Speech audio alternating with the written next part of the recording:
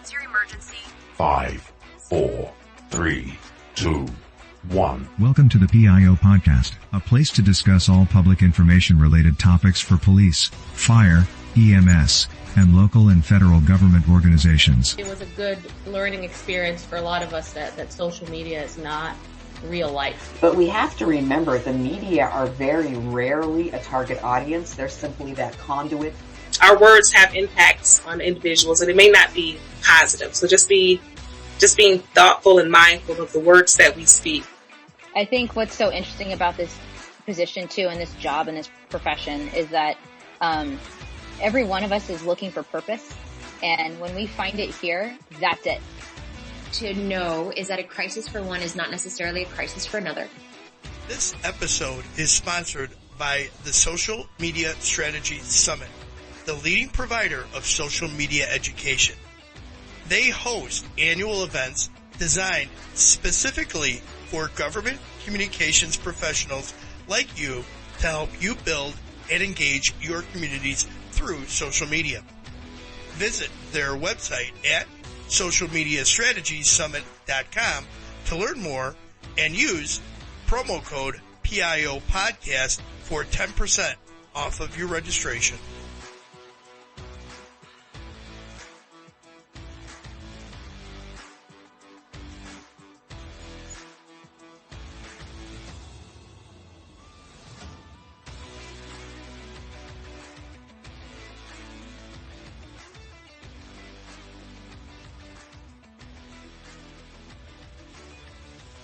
Good afternoon. Today on the PIO podcast, we have Public Information Officer Luis Agostini from the Drug Enforcement Administration of the Chicago office. How you doing, Luis?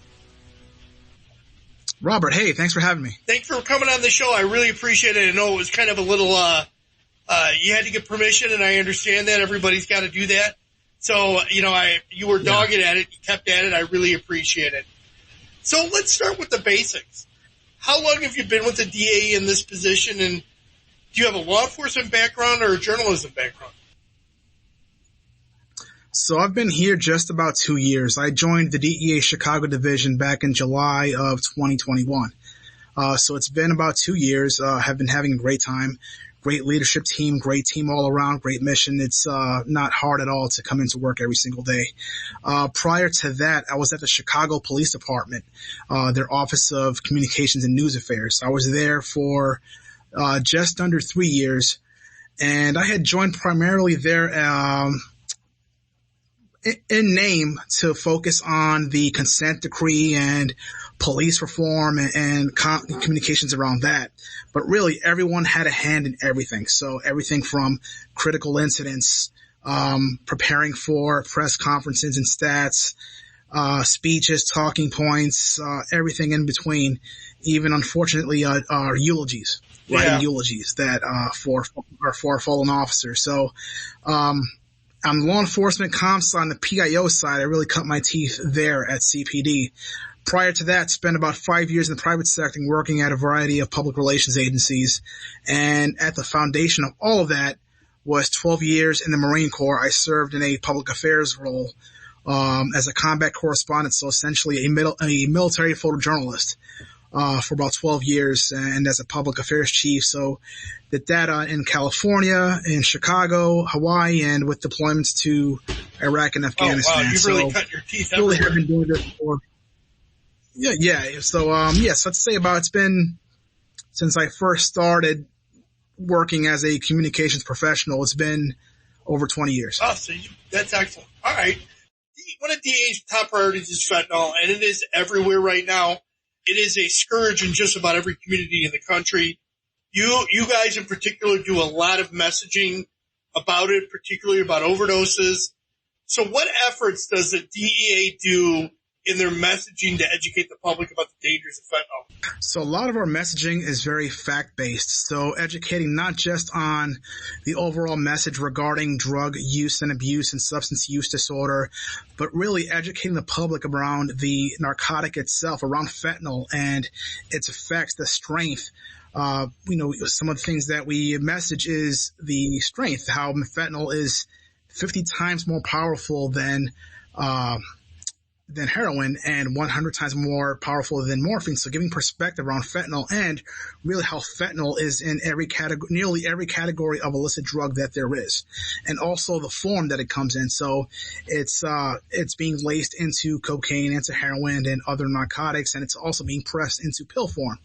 And we also go, it's a great lens to talk about how it's getting here, talking about the trafficking and that journey from the chemicals, the chemical precursors that get imported by the Mexican cartels from China and Southeast Asia, or the pharmaceutical companies over there, and how they press fentanyl. They use the chemical precursors to make fentanyl, to press it into pills, and they press it into pills that look like real pharmaceutical pills that your doctor would prescribe. So whether it's like a Percocet, a Xanax, Adderall, they have those dyes that to put the imprint. And you talk to DEA agents that have been on the job for 20, 25 years and have that trained eye, their eye alone will not be able to, they tell you, I can't look at a pill and tell you if it's a real or fake pill. You only know when it's maybe a field test or conclusively two ways. At our lab that processes and analyzes those drug exhibits, or at the toxicology, at the medical examiner, when at that point, really, it's far too late. So just really educating right behind the science and the facts around pills, and also, just giving folks a chance to share their stories around how fentanyl, this epidemic, has impacted their lives and their families, and reaching all audiences and really reaching the audience that has the most direct impact on the most vulnerable.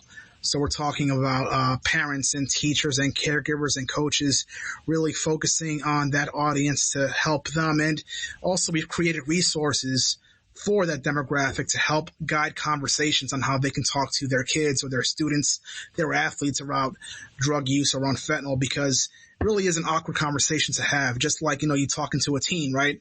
We're talking about sex or drug use. It's really awkward. So we try to give them the tools that they need, helpful tools and guidance on having those conversations with youth. Right now in the Chicagoland area, what's the age demographic that you're seeing that are the most hit for overdoses right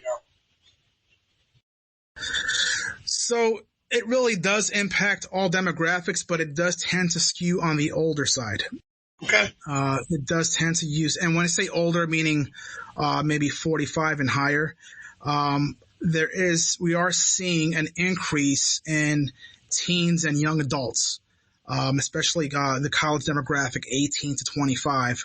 But across the board, we're seeing increases in all age ranges when it comes to fentanyl, because fentanyl is, again, it's being laced and it's being laced into every category of drug that there is. So folks that are really battling a substance use disorder, have an experience with drug use, and maybe in the past they felt that they could do so reliably, but it really is not safe anymore. It is it never really was a safe time to engage in illicit drug use or abuse. But with adding fentanyl into the mix, and now some other narcotics and drugs, really is it's like rolling dice. And we tell folks, one thing I say and that I use is your chances of surviving a drug overdose or poisoning from a pill that was laced with fentanyl, it's worse than flipping a coin. It's worse than 50-50. Because last year, 6 out of 10 pills that the DEA seized and analyzed that had fentanyl, 6 and 10 of those had a potentially lethal amount of fentanyl, which is just 2 milligrams.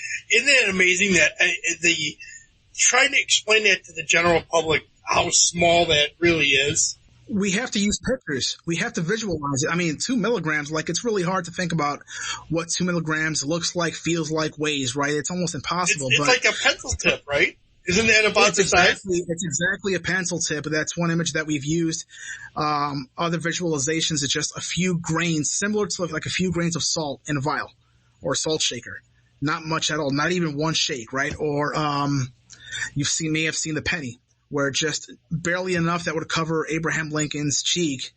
That's 2 milligrams. That's enough. That's not a lot at all. No, it's not.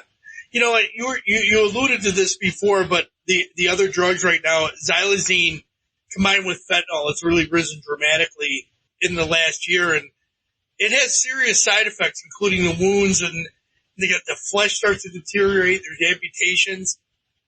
Outside of law enforcement, there doesn't seem to be a whole lot of concern for this drug.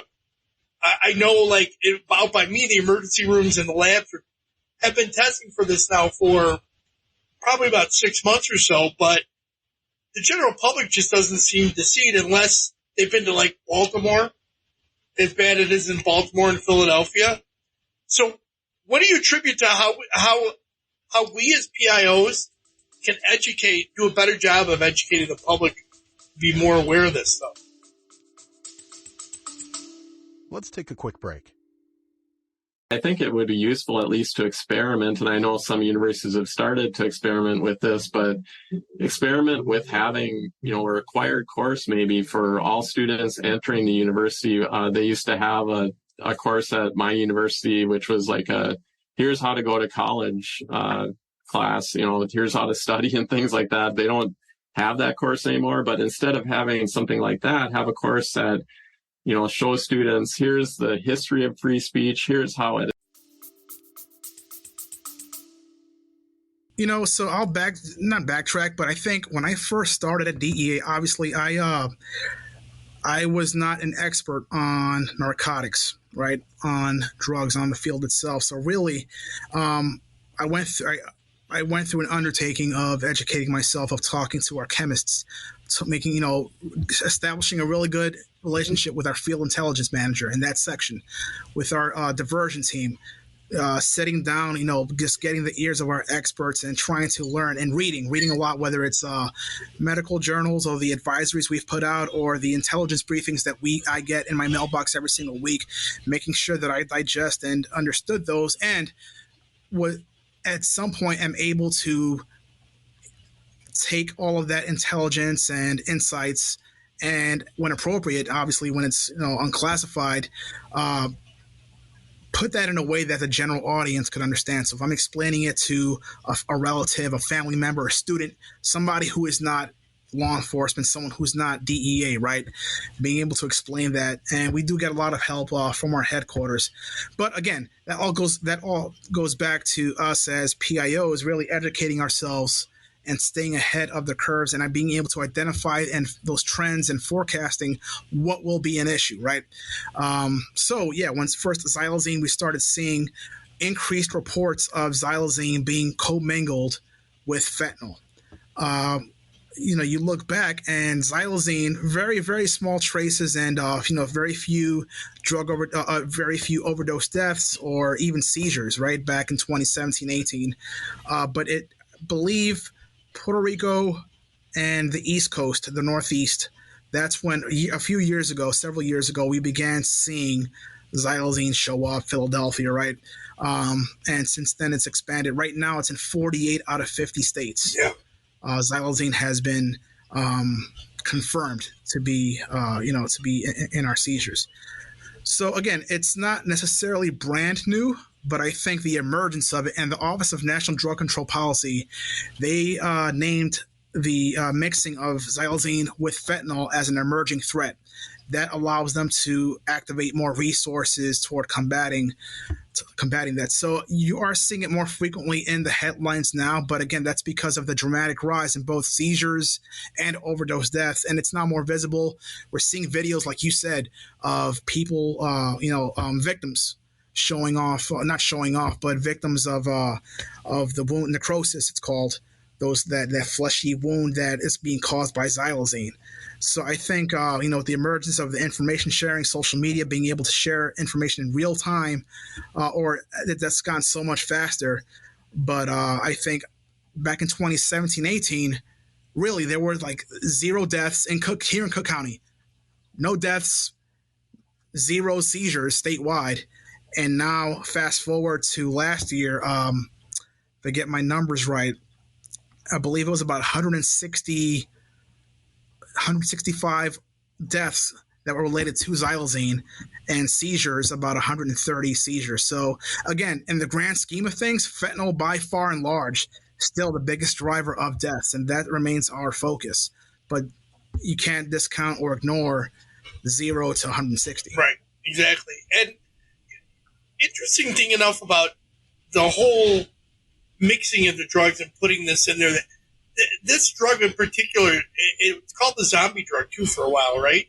Or had that name for a while because of the way people acted. Yeah, I think trank. Trank. I think it's trank. It's an animal tranquilizer. Right. It's approved by the FDA for veterinarians to use on animals. It's a non-opioid animal sedative. So because it's by the FDA, it is not a controlled substance. So that means the DEA cannot enforce or regulate xylazine on the Controlled Substances Act. So right now, that's something the DEA is working very hard on right now. I did not know that. So it's not regulated by you guys then.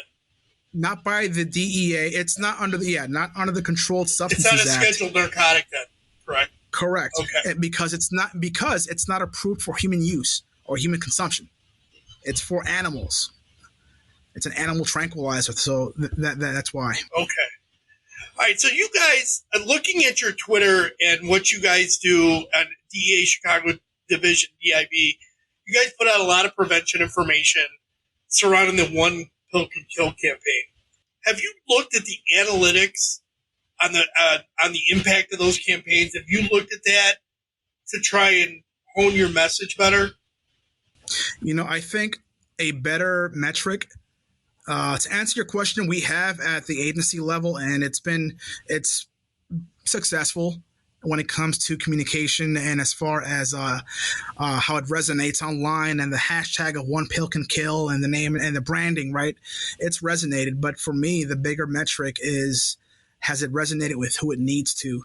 I know there's a lot of folks when we go talk to schools and students and even parents, but especially students, it's very surprising when after we talk and present or share info, you hear that that's the first time they've ever heard about fentanyl, or that's the first time they've heard about a fake pill.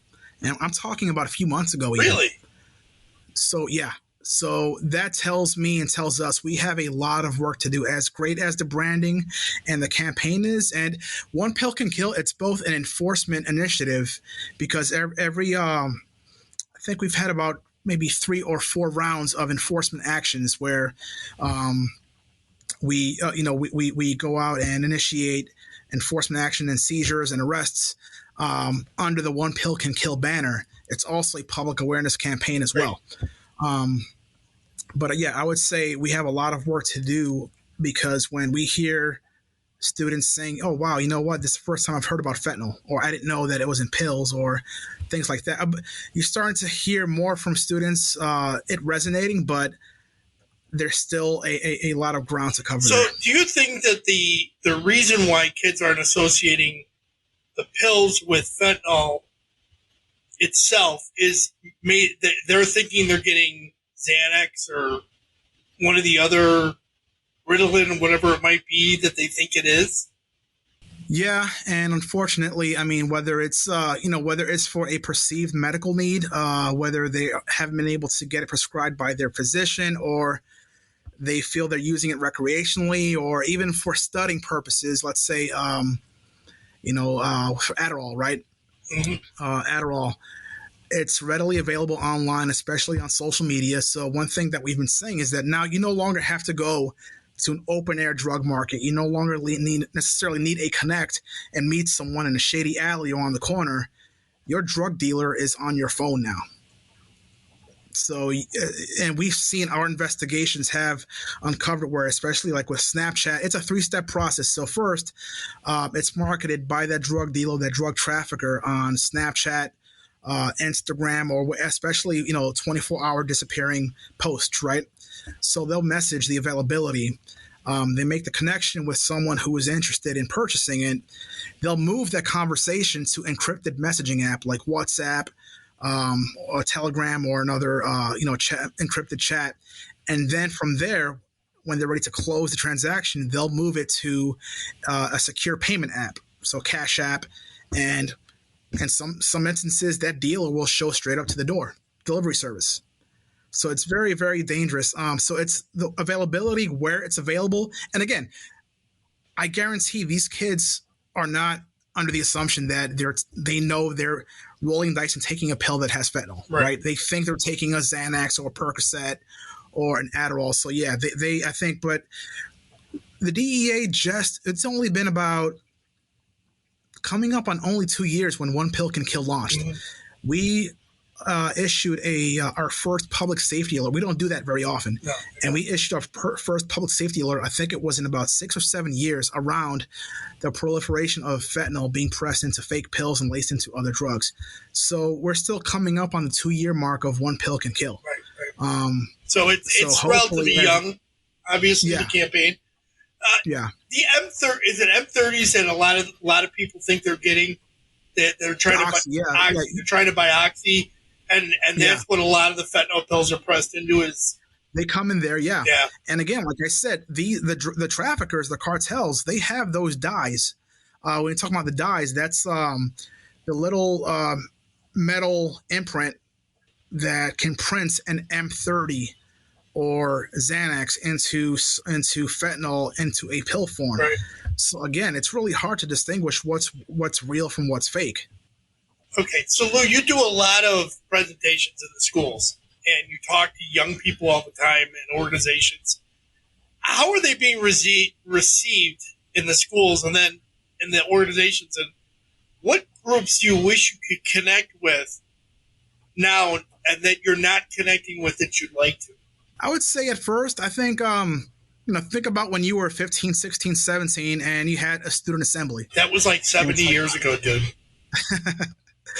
You go to the auditorium and it's okay, great. Just the next 50 minutes, I have to sit here. So I think you start seeing some of that body language at first, but as the info was shared, it's not just me too. We have a special agent who he's a community outreach specialist, or we call demand reduction coordinator. So, but essentially community outreach coordinator. He does a lot of these talks. So, and I've been there for several. And again, at first, it's kind of like a passive audience, but as the presentation goes on and they start receiving information and they just start seeing the impact of it, their eyes open up and they're very inquisitive and curious, and they have a lot of questions about it. So you see a transition and transformation in the audience going from very passive to very engaged. In regards to the second question, I would say it'd be great to connect with some of the professional sports leagues or teams here in Chicago and see if it's possible, anything that can be done, leveraging their platforms and their voices, and their influence. So whether it would be like at a Bulls game, the big Jumbotron at in Soldier Field or at the United Center or Sox Park, it'd be great. And they do a lot of fantastic work in the Chicago community, in the Chicagoland community. They have really, really strong relationships. So it'd be great. Or even, with some of the athletic departments at our big colleges and universities. So like Northwestern University, Notre Dame, being able to connect with those athletes as well. What do you think it would take to get those athletes involved in that? I mean, I know it's tough. They're always getting approached to support a project absolutely, and they all have their own foundations and so on. What do you think it would take besides somebody having an overdose and a family member dying that they may not want to raise attention to it? Yeah, hopefully it won't take that. Hopefully, right? Hopefully this is something we can rally behind without a personal tragedy. But often that's what it takes. But I would say just initiating conversations, right? Finding the right people, getting the right people in the room and having conversation to see what it would take, what kind of investment in time and capital and resources it would take, and timing wise, because again, I'm sure these folks have, 24 and beyond, their agendas set, So, I mean, even if it was a PSA, as a group of them came out with a PSA, their platforms are so big. Here in Chicago, there's something called the Chicago Sports Alliance, where all of the executive leadership and owners of the major professional sports teams, they do convene and they discuss and collaborate on what impact they can have around gun violence, gang violence, here in Chicago and the surrounding area, obviously that's one of the biggest drivers or concerns in public safety. But it'd be great to see something similar to that when it comes to this epidemic that we're facing. Absolutely. Lou, is there a question I should have asked about this, and how would you have answered? No, I think you covered everything. I would say back to and you've had great guests. Anthony Guglielmi, who you've had on before. He was my director, so when I first got to CPD. So I would say to people that are listening, go back through all the episodes, pick and pull what you like. Just take advantage of this fantastic resource of PIOs from different law enforcement fields. But I would say from one thing that I really that benefited me was just doing a big information dive and learning as much as possible. And it's not general law enforcement. We're talking about drug enforcement, and we are a global organization. We have field offices and country offices around the world. So just learning about the trajectory of drug trafficking and how from China to Mexico to the U.S. to the communities and all the different even diversion. One thing we didn't discuss really was the roles that doctors and pharmacies and hospitals they play, because we have a diversion section, a diversion program. They're responsible for oversight of how those that are allowed to prescribe, how they prescribe, ensuring they're not abusing or diverting from the legit supply of pharmaceuticals. So aside from the illicit fentanyl and drugs and everything else, we're also, that's another focus area of ours is diversion. And ensuring. You bring that up, and when I was a sergeant many years ago, I showed up at a death investigation. Guy died. He died of cancer. He was a hospice patient. Walk into the room, look on the counter in his bedroom, and there is jars and jars of oxy. And one jar. Look, I'm not kidding you, Lou, like this big of oxy in it with thousands of pills in it. And I'm like, who prescribes that much? And obviously the guy's dying. He's in pain. Or not. Yeah. What in God's name would somebody do that and give them all their medication for that? Now, when my mother-in-law passed away, and she was in pain and she became hospice, the hospice nurse showed up with tons of drugs. And then when she passed away, we're like, okay, I knew what to do with them. I knew where to drop them so that they would be destroyed properly, not down the toilet or anything like that. But it's amazing how much floats around there. It's so easy for it to get diverted. Yeah. And that's something that we see. Unfortunately, these physicians and doctors that engage in these practices are violating their oath to do no harm to their patients. So that's something that's another very focus area of the DEA. Lou, let's lighten this up a little bit. Let's go to some rapid fire questions. All right? Yeah. Texting or talking? Man, I text more than I talk, but I think I'd rather now, as I'm older, I'd rather talk more than I text. I'm tired of the phones. Yeah, I get it. As much as I'm on, I'm just tired of being connected, but it's a necessary evil. Coffee or tea? Coffee, for sure. Adult drink of choice? Bourbon. Ooh, what kind? I'd say Eagle Rare. I'm a fan of Rabbit Hole and Buffalo Trace. You know what? I think Blanton's is overrated. It is very overrated. I hate to say it, it's beautiful packaging. It's rare. And it's a commodity, right? Like if you get your hands on a Blanton, it's almost like a status statement, But the taste, I've tasted bourbons, $40 bourbons that are better in taste. Yep, I agree with you on that. I had no argument there. If you could have a superpower, what would it be? I think it would have to be reading other people's minds. I like that too. I like that. Mind reading. All right, yeah. Okay. Is there a person or a book that had an influence on you? How to Win Friends and Influence People by Dale Carnegie. Yep, good book. If you could have coffee, tea, or an adult beverage with anyone living or dead, who would it be? I thought about this. I landed on, I would have to say, my ancestors from the 1800s. So my family, I'm Puerto Rican, and my family lineage, at least on my dad's side, goes back to Corsica. It's an island off of Italy, purchased by France. That's where I get my last name from, Agostini. I'm Puerto Rican, but last name Italian. But the Puerto Ricans that were in Puerto Rico in the 1800s, 1850s, I would love to have coffee with them and just see what was their vision for their descendants and for someone like me. You know, like if they were able to see where we are now, where I am now. And one factoid here, I learned that one of my ancestors, one of the Agostinis, was responsible for the invention of the coffee grinder in Puerto Rico. Oh, wow. That's amazing. Yeah. See, those are the things, like, I know with my family, I always go back and I do the ancestry tree. That's one of the things that I like doing. And you know, my daughter one day, she said, "Dad, do you have an ancestry?" And I'm like, "Yeah." And she goes, "Well, I got to use it at school. Can I use it?" And I'm like, "Sure." So I give it a login for it. She goes to school and her friends have like 4 or 5 people on there. I have like 300. I got really carried away, and I've taken it all the way back. Oh, I'm back like 5 generations.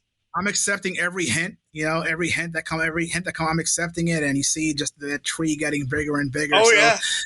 Some of that stuff, I think you may have to sit down and spend some time with to verify. Yes, I did. You have to. Yeah. I did find family members I didn't know I had. And so it's kind of cool that way. But yeah. All right. It's awesome. Same, like with me, seeing like World War I or World War II draft cards, right? That's surreal. Yes, it's pretty surreal. Is. Yeah.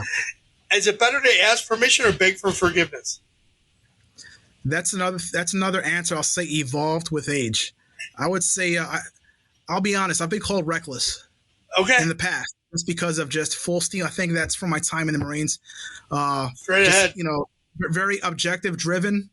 Just getting things done. I've learned that doing a cost benefit analysis, investing time beforehand and building those relationships and protocols, really, and where that permission is built in already, right? Because you've invested that time. If you asked me that question 6 years ago, I would have said, ask for forgiveness. I've learned permission, because let's say if you are right, or you are morally right, or just operationally correct, there's so many other factors that can really bite you, afterward, and you'll have to spend a lot more time making up lost ground. Hoorah. Final thoughts. What key points would you like our listeners to take away from this? Just, I would say we have DEA field offices around the country. If you're interested in learning more about fentanyl, if you're interested in learning more about, how to incorporate drug awareness or prevention into your efforts, reach out to your local DEA field office, your local PIO. We are more than happy to work. We work with a lot of you already, because we have task force officers from your departments working with us, and they do the Lord's work. They're the ones really doing a lot of that groundwork and surveillance and all that stuff. But don't hesitate to use us as a resource if you have questions. I think it's important and vitally important for us to ensure we separate fact from fiction, fact versus myth, especially with local law enforcement. So just, again, feel free to work with us, reach out to us, or anything we can do to amplify your efforts and those relationships that you already have at the micro level in your communities. If you want us to come out for, sometimes just having that jacket with a DEA on the back, right, at events that you already have scheduled, we're more than happy to help and engage. So I'd say that's one thing I would say take away. Feel free to use us, your local DEA field office, as a resource. Thanks. That's a great point. And, you made me rethink about how I want to communicate with my community. And one of the things that we did early this year, actually started it last year, was we came up with a campaign for One Pill Can Kill. And we started with, we had a task force officer from our department that was on the DEA that now was back in patrol, and he was a sergeant now, and he went and talked about how they purchased it online, just like you were talking about, the emojis and all that. We interviewed a father where his 2 sons overdosed from buying fentanyl. Didn't know it. Wow. We had an ER doctor. We had a teacher, and then we had a retired or a recovering counselor that was a drug addict. We thought that was a good way to reach out for him. And we did them in, came out to be a little bit more like 1.5 minute snippets, but it was a way for us we could hit on social media to connect. I think it's important too. I mean, we're government talking heads, right? Right. It's one thing when they hear it from us. It's another when they see it themselves talking peer-to-peer, sharing information, right? Especially with youth. But like you said, I learned that we had a recently retired DEA agent whose son tragically died of a fentanyl poisoning. A DEA who spent her 27 plus years fighting this, and sadly lost her son to a fentanyl poisoning a couple of years ago. So really, if that just goes to show you that this really can happen to anyone. Yep. You mentioned the one pill using the one pill can kill campaign. That campaign is made to be adopted by anyone, really. You can go on our website. It's DEA.gov/1pill, and there's a link to a partner toolbox. So you can download vector graphics, the actual graphics, banners, posters, the billboard. So it's meant for everyone to use. There's no stranglehold on the branding and the graphics that you can use. So I'm glad to hear that, it's being adopted by other departments throughout the country. Yeah, we definitely are using it. So, Louis, how can people best reach out to you if they want to connect or learn more about what you do? So I would say personally, so it would be Twitter at Luis R. Agostini, or LinkedIn, same name, Luis Agostini. I'm very accessible, very active on both platforms. Yes, you are. And very responsive as well. Yes, you are. So I think it's incumbent upon us as PIOs, right? We're paid to communicate. I think that's a pet peeve of mine when, another rapid fire question would be pet peeve would be whenever, and I know there's a lot of reasons for it, but whenever we see could not be reached for comment or just a lack of response, right? I think there's ways around as professionals we can still respond and provide information or statement even. But for myself, I try to pride myself in being accessible and responsive, every kind of channel. Lou, thank you very much for being on the show. That's Louis Agostini from DEA Chicago office. Thank you. Thank you.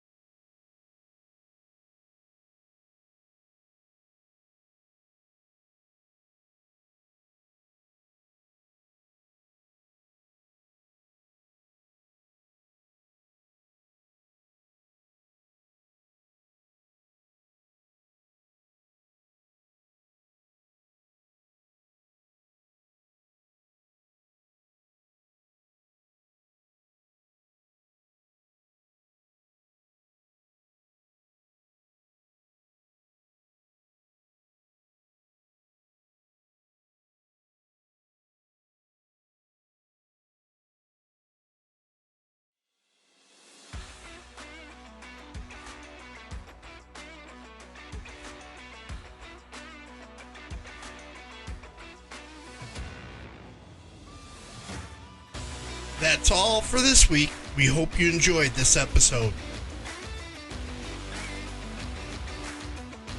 Another huge thank you to the Social Media Strategies Summit for being a sponsor of the PIO podcast. Join their First Responders Summit this April or their Government Summit this May. Learn more about confirmed speakers and programming at socialmediastrategiessummit.com and use promo code PIO podcast for 10% off of your registration. We hope you enjoyed this episode. Be sure to subscribe to the podcast to get notified of the latest episode. If you are listening on a platform that allows reviews, please give us a review. We appreciate any review, good or bad. It helps us improve on each episode. Until next time, be safe.